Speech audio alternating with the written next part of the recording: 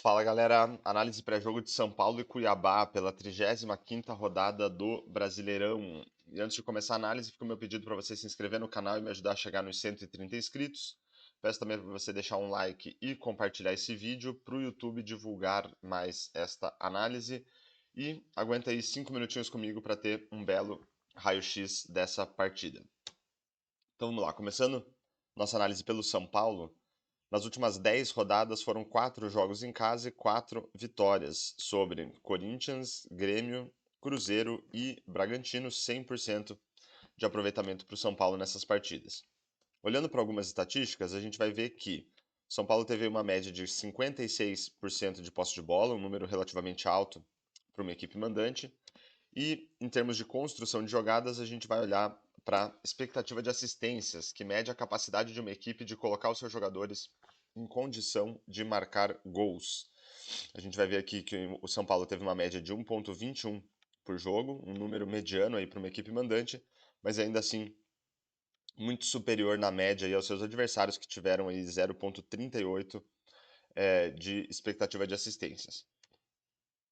Olhando para finalizações e expectativa de gols, o São Paulo também foi melhor do que os seus adversários, 17,5 finalizações por jogo, que deram aí uma expectativa de gols de 2,11 por partida, sendo que a expectativa de gols é uma estatística que ajuda a gente a estimar o número de gols que uma equipe deveria ter marcado com base na qualidade das oportunidades criadas, né? O São Paulo aí com bons números tanto de finalizações quanto de expectativa de gols. Os adversários do São Paulo nessa partida tiveram aí uma média de 9,5 finalizações por jogo e uma expectativa de gols média de 0,44, então a gente vê o São Paulo aí bem superior nas duas estatísticas. Mas só olhar para a quantidade de finalizações não diz muito para a gente sobre a qualidade das finalizações, então para isso a gente olha para a expectativa de gols pós-chute, que vai ajudar a gente a estimar o número de gols que uma equipe deveria ter marcado, considerando também a qualidade das finalizações. E aí a gente vai ver que o São Paulo teve uma expectativa de gols de 2,13 em média por partida, mais uma vez um número relativamente alto para uma equipe mandante, contra 0,43 dos seus adversários, então o São Paulo aí bem superior. E para fechar essa parte da análise, a gente tem aí o número de gols marcados. Então, o São Paulo com uma média de 1,75 gols por jogo e os adversários 0,25. Dessa vez um número mediano para o São Paulo, mas ainda assim bem superior aos adversários. Então, o que a gente pode ver do São Paulo são boas estatísticas aí nesses últimos jogos, né? Todas com 3 ou 4 estrelas. O São Paulo aí bem superior aos adversários praticamente em todas as estatísticas. Agora, olhando para o Cuiabá. Nas últimas 10 rodadas foram 4 jogos fora de casa, sendo 3 vitórias contra Coritiba, Botafogo e Bahia e um empate contra o Santos, 83% de aproveitamento para o Cuiabá. Olhando para algumas estatísticas, né, agora passando pelas estatísticas, a gente vai ver que o Cuiabá teve uma posse de bola bem baixa na média desses jogos, né, 37%. Quando a gente olha para a expectativa de assistências, também um número agora sim bem baixo, né, de 0,39 para o Cuiabá contra 1,64 dos adversários, né, o Cuiabá aí bem atrás dos adversários nesse quesito. Olhando para finalizações e expectativa de gols, os adversários com 17,5 finalizações em média por jogo, gerando aí uma expectativa de gols de 1,08. Já o Cuiabá com 8 finalizações por jogo, um número relativamente baixo, mas conseguindo equilibrar aí com a qualidade das oportunidades, gerando uma expectativa de gols de 1,07, aí já um número mediano para uma equipe visitante, e a gente vê aqui um equilíbrio, né, em relação aos adversários. Quando a gente considera a qualidade das finalizações, ou a dificuldade que o goleiro teria para defender as finalizações que recebeu em gol, daí o Cuiabá já passa a ser superior aos adversários, né, que tiveram aí uma expectativa de gols de 0,7 em média por jogo, e o Cuiabá 1,2, número mediano, mas superior, bem superior aí aos adversários.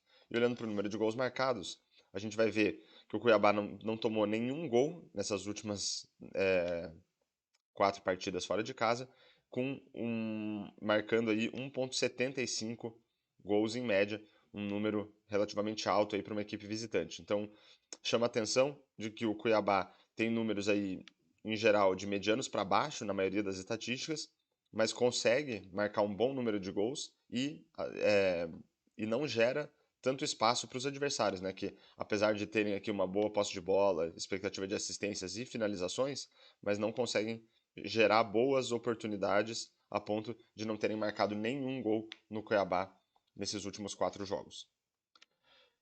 E para fechar nossa análise, vamos partir aqui para palpites de resultado para esse jogo, lembrando que a ideia não é recomendar nem incentivar apostas. E o que eu fiz? Simulei aí 10 mil partidas entre São Paulo e Cuiabá, levando em consideração a expectativa de gols e a expectativa de gols pós-chute que esses dois times e os seus adversários produziram nessas últimas partidas que a gente viu. E aí o cenário que a gente tem é de, pela expectativa de gols, é de favoritismo para o São Paulo, 58% de chance de vitória, 25% de chance de empate e apenas 17% de chance de vitória para o Cuiabá.